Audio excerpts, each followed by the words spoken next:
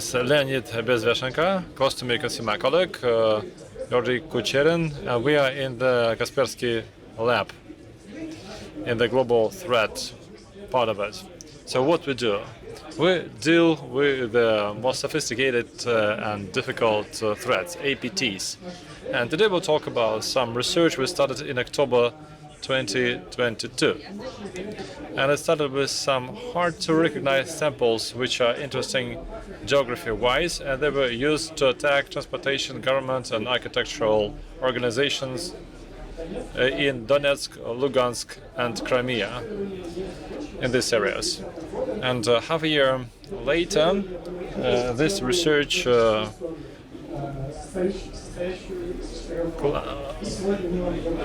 was developed into 3 chapters, and we are going to share with you this magical story. Okay, there are some issues with the clicker. Hopefully we'll survive. Okay, chapter 1 will be about conventional magic, about the common magic company. Well, this research was published in March 2023, and at that time there were some unanswered questions. And today we will add some missing pieces of the puzzle. Chapter 2 will be about a cloud magician. This is a new model framework which was used by wrongdoers not only in the regions where we saw common magic, but also in the central and eastern, western parts of Ukraine. And so we will go back in time, and we'll forget about being 13 or 14 at that time. Okay, we will go back in time to remember 2 other interesting APT groups which were recognized in the area by other vendors in 2016 to 2017. So this is fish feed. Why fish feed? We'll talk about the interesting elements, or maybe not so much interesting elements in the fish feed. And chapter 4, the sweetest sport. So this will be conclusion, and we'll talk about the connection between the first 3 chapters. Okay, chapter 1, common magic. Well, in October 2022, we received some active PowerShell script issues, and we had to understand the whole chain.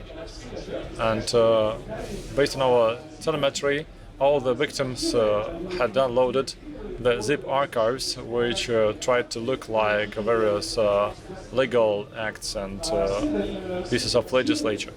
All the zip archives were downloaded from 2 domains, web service SRV and web service SRV1. When we did our research, we couldn't be sure, trying to answer the question how the victim is led to this domain. But we assumed that they used some targeted phishing and the attacks, and they used some emails for this. Okay, let's have a look at the chain. So the Ministry of Finance order looking like a zip has 2 files. One is the document, so this is a legitimate document, and in the document there is a link to another document which is also stored in this zip archive, and this is not a PDF file but a double extension file, and the second one is the LNK file, the link file. So if the victim goes to this file, the target works to download a remote loader from a remote host, and in the silent mode they installed some kind of attachment, MSI. We'll talk about it later. Then the target, without noticing anything, has a look at the real document. So it looks transparent and doesn't cause any suspicion. Okay, we managed to find a few bait documents which look like laws and other government papers, and with the bait timeline, you could understand the timeline of the whole campaign or attack. So the first bait document was identified in 2021. It was one, and most of the attacks happened in 2022. Okay, let's talk about the installer. There you have 3 files. One file is the service pack. This is the encrypted next stage. So this is the run service pack. This is a decryptor to decrypt it and to load it, and the pusher. And this is our legitimate document. You should show to the victim so that he or she doesn't have any suspicions. Okay, let's have a look at the run service pack VBS file. It's pretty straightforward. It launches a PowerShell, and all the payload is here in base 64. And this is a PowerShell script decryptor reading the second file from the document and well, unpackages it. So the first 2 are useless, and the second one only works. So they don't rewrite the initial array. So this is quite interesting to decrypt.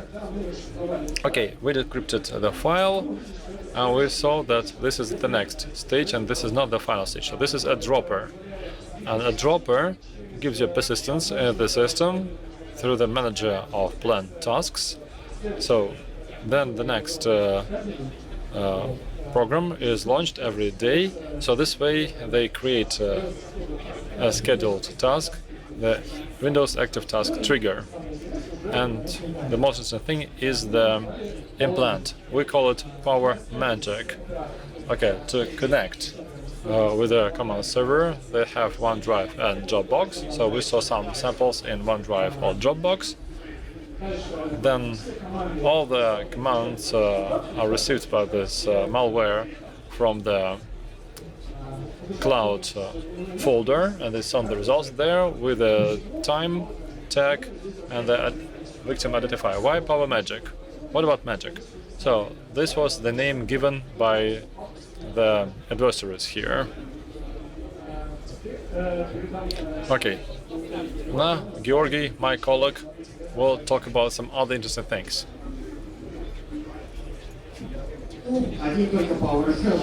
Well, PowerShell is not enough for an APT, so all the victims infected with Power Magic had a more sophisticated implant.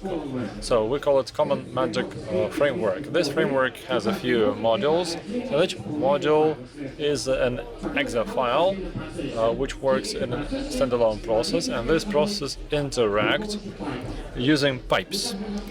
We also found 2 modules which developed payload and gathered information. These modules took screenshots from the victims' screens, and they also stole files from USB devices. So everything which was downloaded from the victims was encrypted by the encryption module, and through the pipe it received data. They used the RC5 encryption from the RC5 symbol library, and then the encrypted data was sent for exfiltration, and then, well, everything which had to be stolen was sent to the OneDrive cloud storage.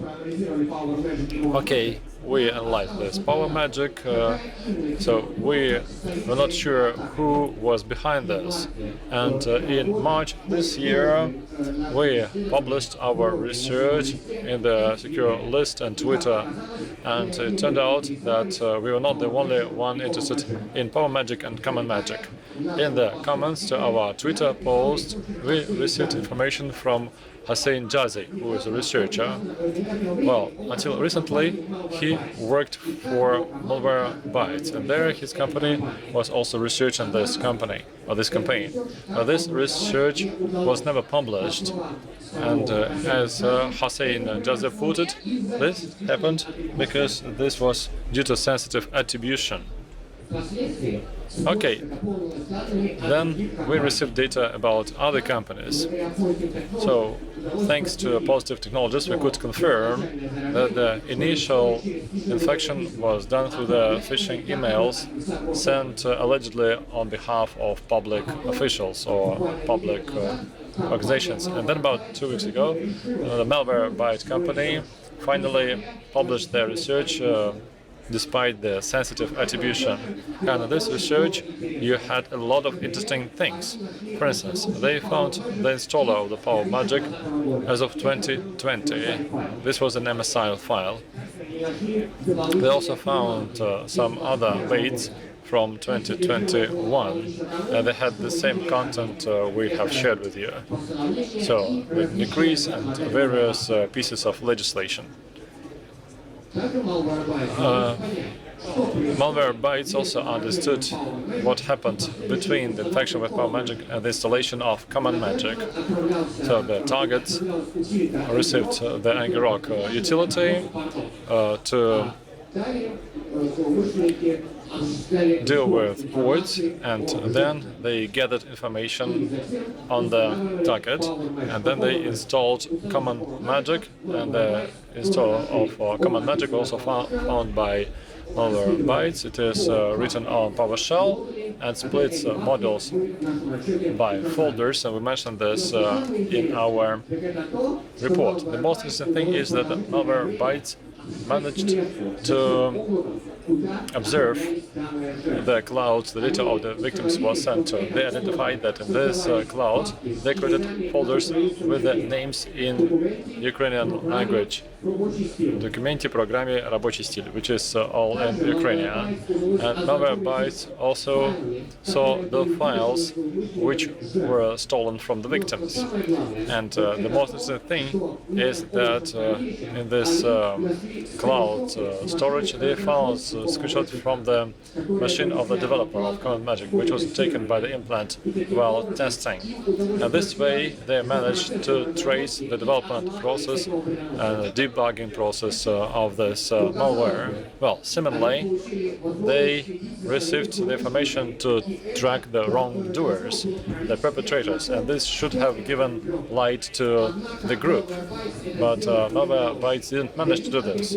For them, attribution turned out to be a difficult job. Okay, we have talked about the things we published in March this year, and now it's time to talk about something new. And exactly the new threat we identified, the Cloud Wizard. So, what is interesting in this campaign? The malware is much more sophisticated. It has more modules, the code is better, and the targets of this campaign are not only where Command Magic was observed, but also, as I mentioned, in the central and western parts of Ukraine. So let's see what it looks like. Our telemetry data revealed some interesting suspicious magic service, which was managed by DLL using very suspicious link, attribution apparition storage. It is called SunCopG-SUP. We started define this, and we found that it decrypted using RC5 algorithm another file, MODS, and so why we have the asterisk here? Okay, the clicker is to blame. Okay. We started decrypting this using RC5, but it didn't work. Okay, here the question comes. Why? So, we looked at the decryption process and we saw this in the decompiler. There's something wrong about it here. So, maybe some of you have noticed the answer. So, we have a wrong variable in the internal cycle. So they use I instead of J. So they don't need J here. So if we replace I with J, we'll have a good RC5 algorithm implementation. So the adversaries made a mistake. Okay, when we started looking for the strong realization of RC5, we found GitHub, or GIST to be more precise. So the guy published the RC5 implementation with this C language, with this wrong implementation, and there they had this comment, this is a wrong variable. Okay, the wrongdoers used the same encryption key they used in this code, so they just borrowed it from this gist. Okay, we learned how to decrypt it. So what do we have there? So the most we say is a virtual file system, and this file system has a number of entries, like the JSON configuration and 3 DLLs, and they call them main, Krypton, and internet. Okay, the sync-up app launches, decrypts and launches this and gives control to the main or orchestrator module, and the structure is like that. So before every entry we have the magic bytes, just like any of the CC.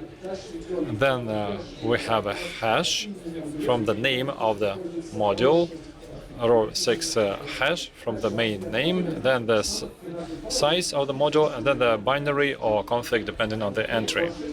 Here is the row 6 from config. Okay, let's start with the orchestrator. So after sync-up app is launched, it also has row 6, but it is done for resolving all the API functions to make analysis, static analysis, more difficult. So they resolve the function through the hashes of row 6 from the function names.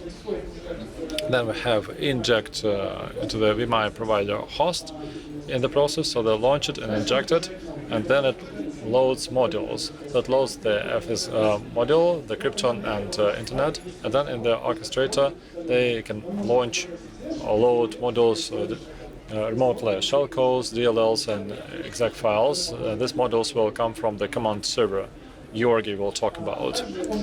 Then it sends heartbeats regularly, and they are JSON full scale with information on the computer, and they implement the modules launched, their versions, so everything looks nice. And it also receives commands, so these commands are used to manage models. What are the commands? They're also JSON based, some are for deletion, some to stop, to restart, and to add new models and change configuration. So there is a protocol. So they have the magic bytes and the div, and then they have the command number, the size, the configuration for the module. If we load new models or change configuration, also JSON based, and then they have the PNAC if you need to get a new model. Okay, Georgi will talk about the internet and encryption modules.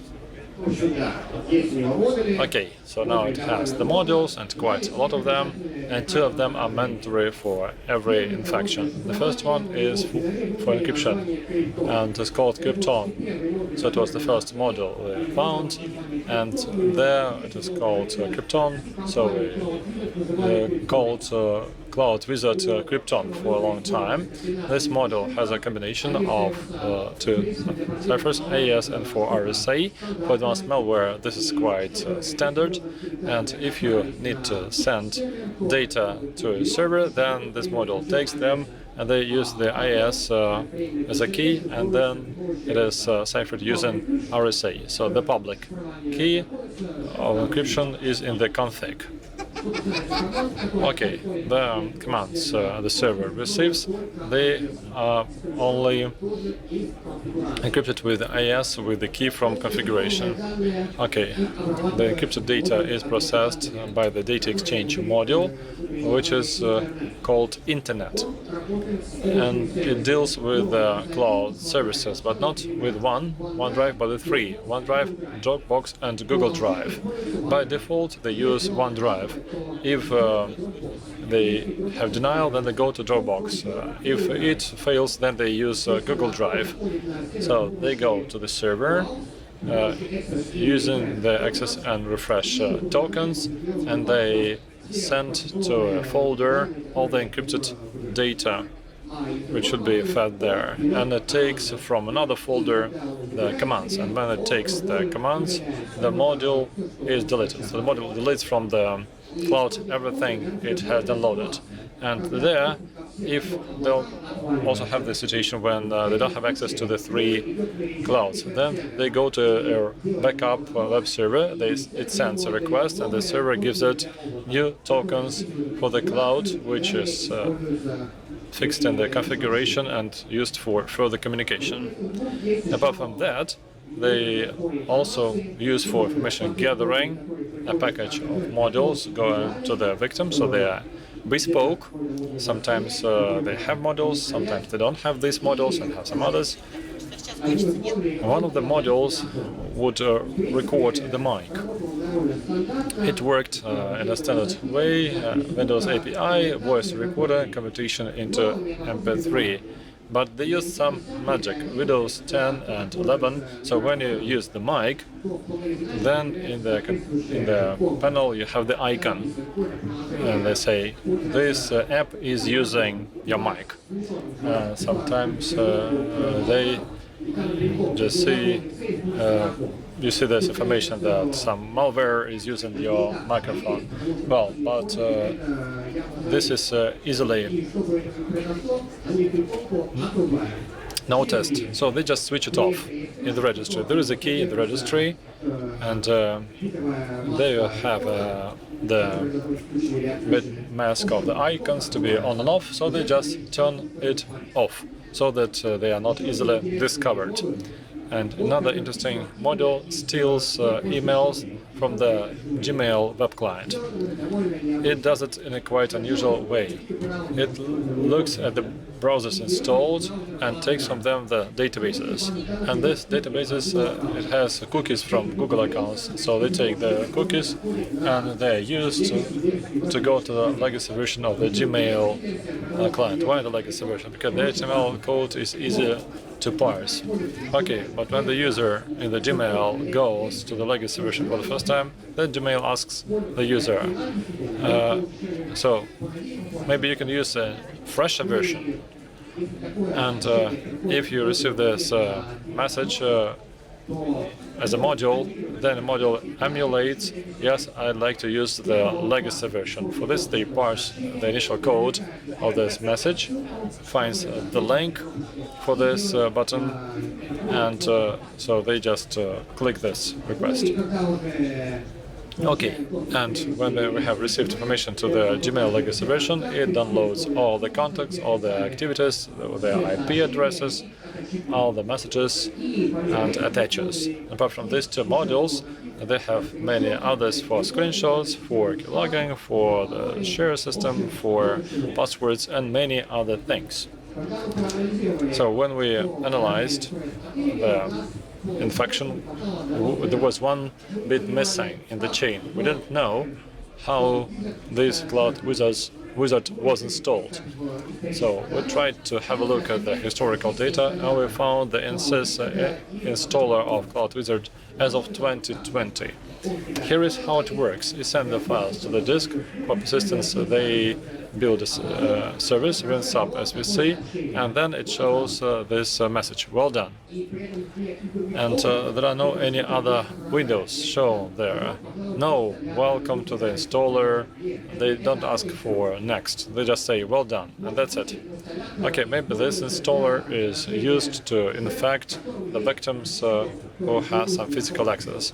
So the perpetrator installs the installer from the USB, and they say, well done, you have infected some machine. Okay, another version is that it tries to mimic like an installation, like network settings. It is showing it there, so maybe they're trying to mimic. And the version of the installer we found was different from the one we have talked about. The number of version was different. In the binary, they had pathways to the source in the directory with the developer. And the old binary had version 4, and the new one had version 5. And there were some also differences in the architecture. In the old version, encryption and transfer happened inside the core module, and in the new version, these functions were spread by two modules, Krypton and Internet. And there were some differences in the encryption algorithms. Version 5 had more crypto-resistant encryption IS and RSA as a combination. And in version 4, it was RC5 simple library based we have mentioned. Okay. So, some background. Chapter 3, Fish Feed.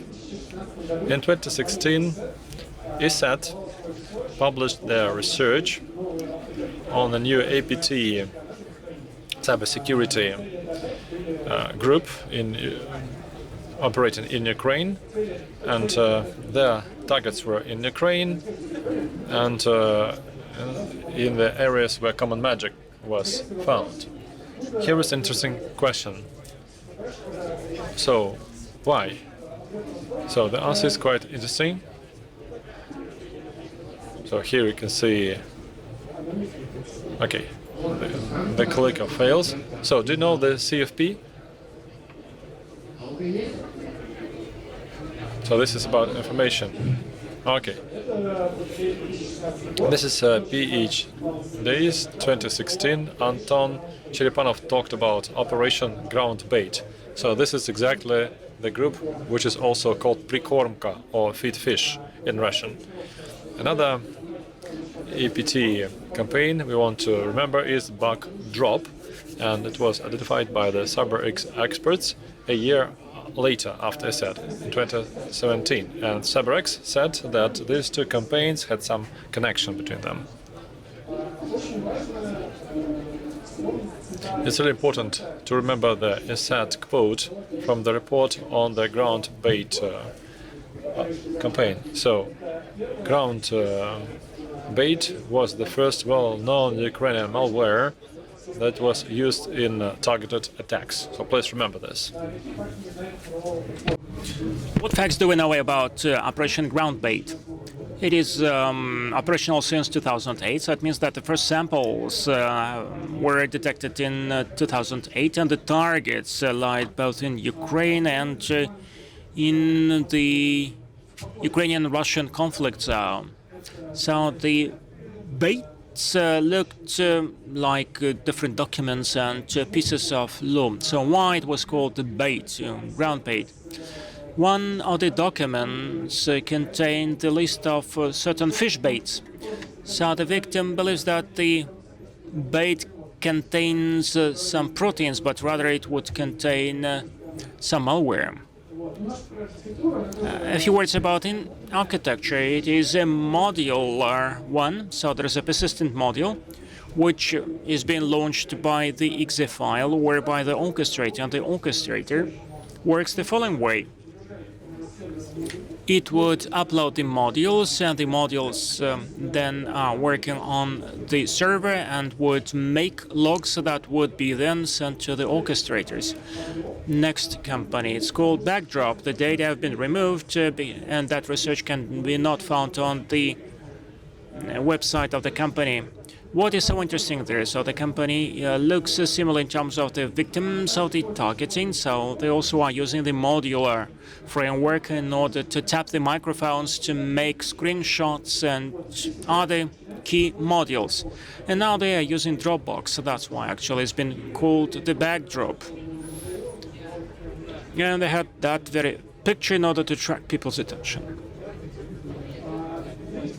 Now, we have to sum it up to tell you why we have told you about those three cases, which are not intertwined, but in essence they are very much interconnected. The first interesting fact behind that is that CyberX in the report said the following. Backdrop, they said, looks very much like,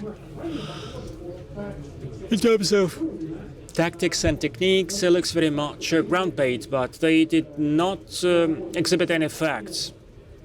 no solid facts were rendered, we decided to somehow confirm these facts, and we see that the ground bait and backdrop have the same origin. So in the upper part of the slide you can see the document to steal documents and backdrop. This is another USB module which also steals documents. By the path you may see that they are intertwined. Cloud Wizard and everything else has been connected, and Georgi will tell you more about that. So we have Cloud Wizard, we have ground bait, and we have backdrop. And it turns out that ESET company, this is the path breaker in terms that they identified Prikumka, and Cloud Wizard is the precursor of ground bait, and this is what they said back in 2019. So they got a and it's called the verdict was that Cloud Wizard v4 acts as the precursor of Prikumka, and the same name actually could be found in Cloud Wizard version 4, and other components are there as well. The fourth version, according to Multiscanner, actually, Cloud Wizard v4 could be also detected as Prikumka or ground bait, and the code looks almost the same. So the stillware also is being installed both in Backdrop and in Cloud Wizard. This model has to get a list of identifiers of flash drives which are connected to the computer. It does it. And it identifies actually what data has already been downloaded and what are not downloaded. And they use ISTEL stage property. If they fail to get the identifier, then instead of that, undef line would emerge. Such a code that it does it exactly like that, and we didn't find that in the open source.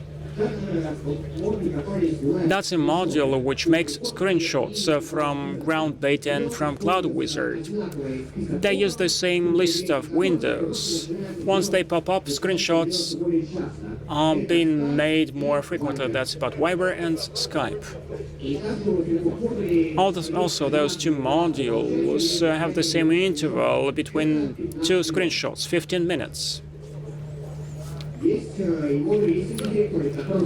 There is a directory which looks similar with Prikumka and Cloud Wizard, and that would render the information with the same format, 5 tabs, then the months of the latest modification. Also, we found practically the same list of extensions which are being used in order to filter the files. In ground bait and in Cloud Wizard, they look the same. The new Cloud Wizard just doesn't have TBB extension. This is an extension from the post client, the but, which is no longer used by anyone today. So probably Prikumka ground bait was made by the old-timers who retired and the newcomers who knew nothing about the but decided to get rid of that extension, and the names look the same. The one which are being uploaded on the server, they have timestamp and the extension, and also the servers are being hosted by the Ukrainian-based providers, and those two companies have the same victimology. So they target the companies in the battle zone and in the eastern part of Ukraine. What about common magic that we mentioned in the very outset of the presentation? It looks the same as Cloud Wizard. For instance, look at OneDrive. That interaction is done almost the same way. This is a man-made code, and malicious actors would debug that, so the code looks the same, the lines would look the same, and the user agent is the same. Then encryption. and 5 simple. RC5 simple, and this is not something taken from the library. The code has only one change, one amendment. All the ciphertext, they have the header RC5 simp, and this 7-byte header has been changed by the malicious actors. In Cloud Wizard, this is Durex 43. In version 4 in a common magic, that's a randomized HAX 7-byte. They are also using the same IDs of victims. So, for instance, 0307 2020 DD or FF, same names of the files with timestamp and the extension of that, and certainly the victims, the same victimology. The zone of the Russian-Ukrainian conflict and central and western part of Ukraine. So it means that all the 4 companies are interconnected, and the likelihood is quite high that these software, Pripkorka, Backdrop, Cloud Wizard, and Common Magic are being developed by the same developer, and so it means we have the same chain. In 2008, when we first went to school, and along with that, the first samples of ground bait emerged. 10 years from then, the very first report was made by ISET about Pripkorka. Then, CyberX identified Backdrop. In 2017, version 4 of Cloud Wizard emerged 3 years after it's been refactored, and it was updated to version 5. Then, PowerShell-based software Powermatic emerged, and then it was followed by Common Magic in 2022. So that's a grouping I'm telling you. It is operational for more than 15 years.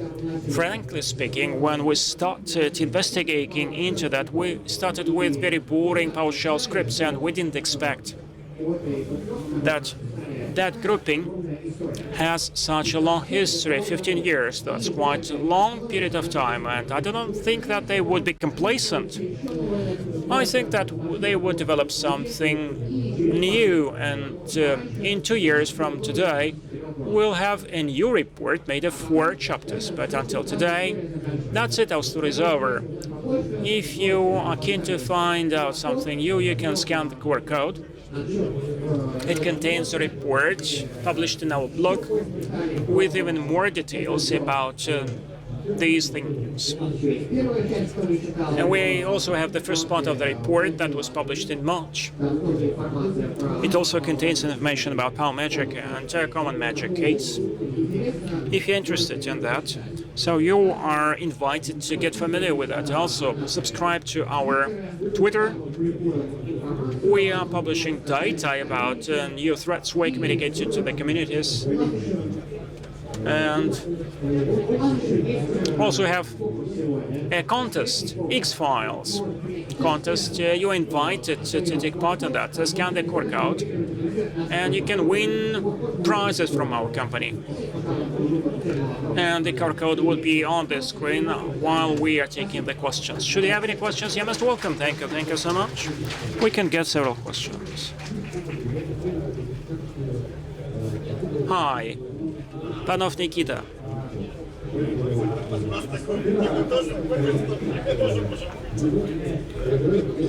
Is it right that we merge several companies into one based on the fact that the code looks similar? Probably someone would just copy and paste the modules that were detected and would make a kind of a simulation. Some absolutely alien people who wanted just to copy and paste the same code, simulate that, and you combine them into one grouping. So you say that most likely these are the same people. Is it justified? Well, thank you so much for your question, certainly. We cannot rule out such a situation, and such a situation is not a rare case. It is called a false flag when one of the groupings would leave the traces leading to another grouping. Therefore, we cannot have 100% certainty when attributing these deeds to certain companies. We speak about the high likelihood that the chances are quite high, but we are not speaking about 100% confidence. So there are always some false flags, and some traps may be made in order to somehow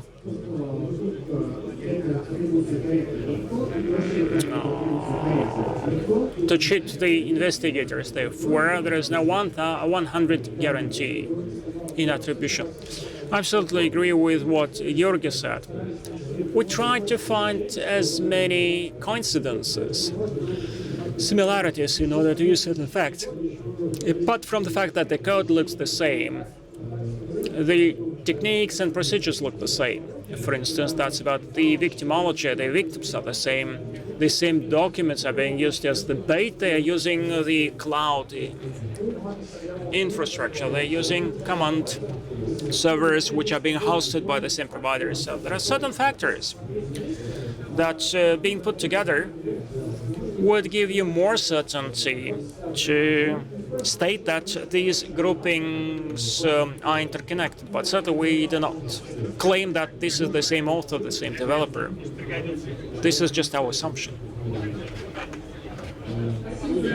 Thank you so much for your report. That was a very interesting statement. But again, a question about the ground bait. I think that you spoke about GitHub and the same error that would be replicated in malware. Did you investigate into the account that would post this code trying to connect that to these actors or not? No, we did not do that. Just we saw that. That's a quite popular developer. I do not remember what is his country of origin. He is making certain elements of code for the community. And therefore, we thought that this person has nothing to do with the malicious actors. RC5C implementation, that's the very first link that you would get with this error. Thank you.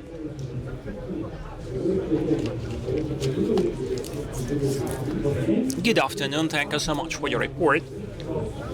Tell me, please, in the course of your presentation, I noticed some conventional mistakes in the development, and certainly hence is my question. The errors in the development of malware, are they helpful to investigate into the attacks? And should actually we render the services of providing security to the malicious actors when they develop something? Well, when the companies publish certain screenshots with the infrastructure, it would enable us to get a bigger picture, but this is totally illegal to do that. As for rendering certain services to the malicious actors, I think it doesn't make sense because it would put an end to all our efforts to get protected against these malicious actors. From the standpoint of security companies, this is very unlikely. But once we speak about darknet, then probably there might be some courses, training courses. I think that the question is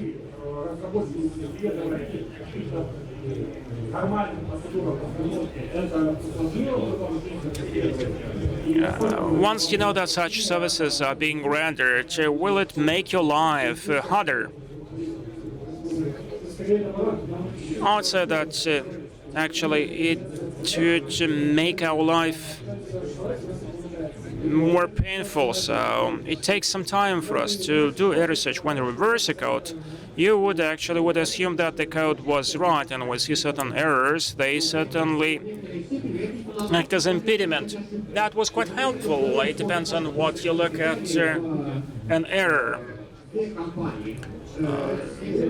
Well, the fact that the code was being used by two companies, that's been regarded as an OPSEC mistake, and it helps us to do our forensic work. Good afternoon, and thank you so much for the presentation. Tell me, to make a database of some typical features for the grouping, some typical methods, typical techniques, typical errors, typical anything else, and whether it is helpful in doing an investigation.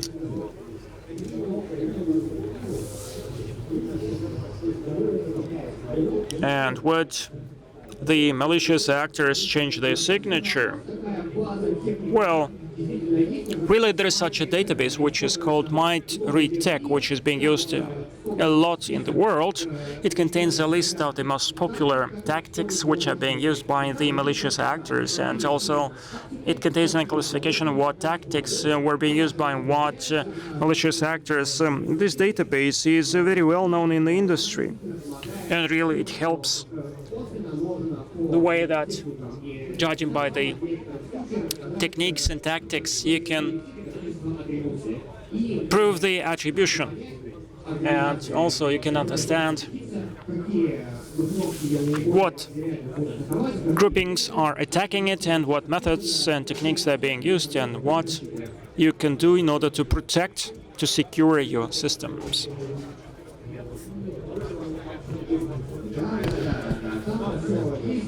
This database contains everything, and it contains also the tables indicating when and what was used. Next question, please.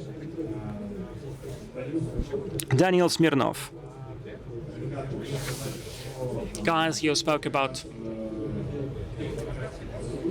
the procedures and techniques and tactics, and there was a question about the development and errors in the development.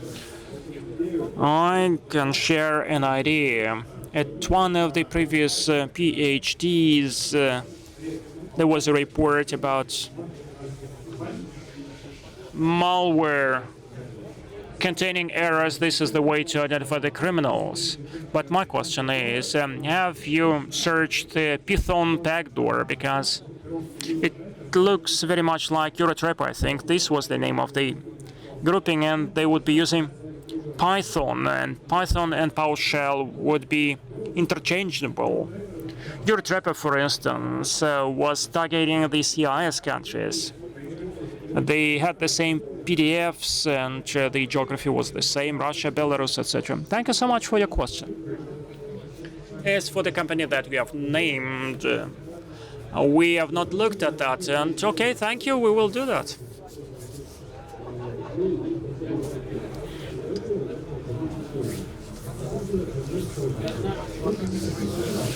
Thank you so much for your contribution.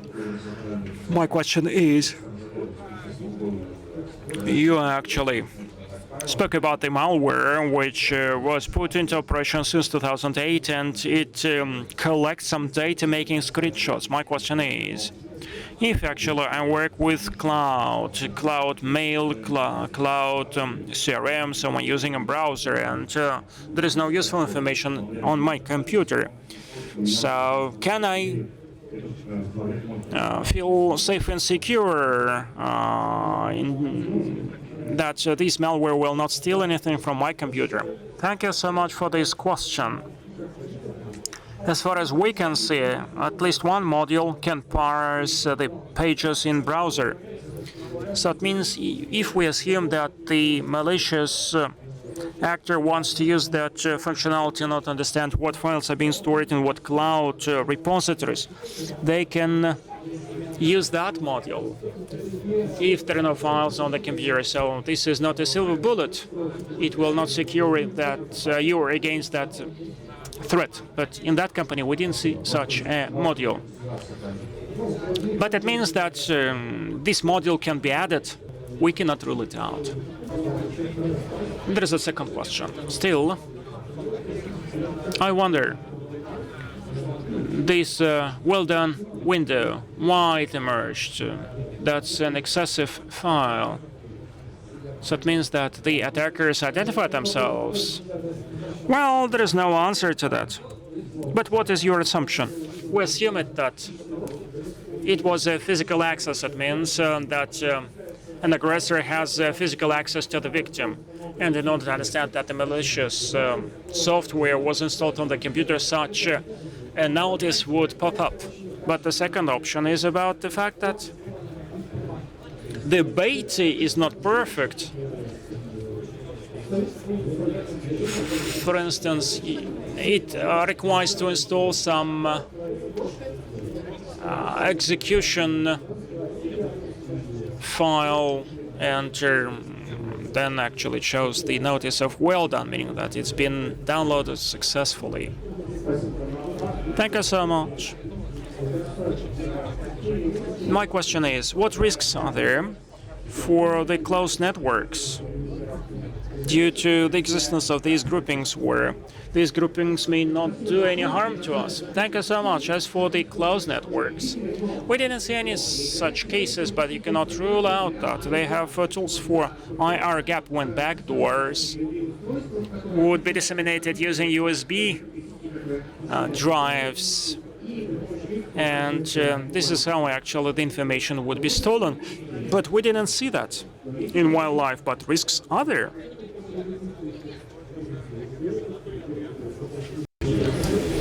Tell us, please, did the malicious actors use the updating software? Well, Cloud Wizard didn't use any AVM techniques. Backdrop had a functionality to detect the virtual machines, VMs, but in that samples, again, we didn't see anything like that. No packers were there, as far as they studied. It depends on what actually you call a packer. So there was some deciphering system, something like that, but it's a little bit different. And the lines have been stored in the memory in the open way. There are no indicators in the file system, apart from the system that deciphers the VFS. The binaries are also stored in RAM, and that's it.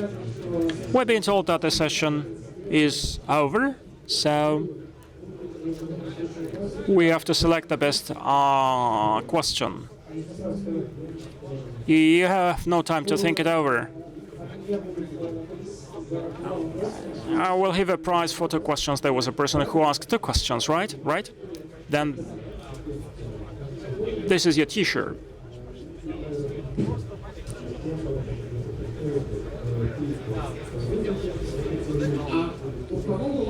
Asked a question about false flags. That was there. A question about false flags. Who said that there might be some misleading traces? I think it was the very first question, and actually the first T-shirt was already given. Okay. Then it goes to you. A question about honor cap. Thank you, thank you.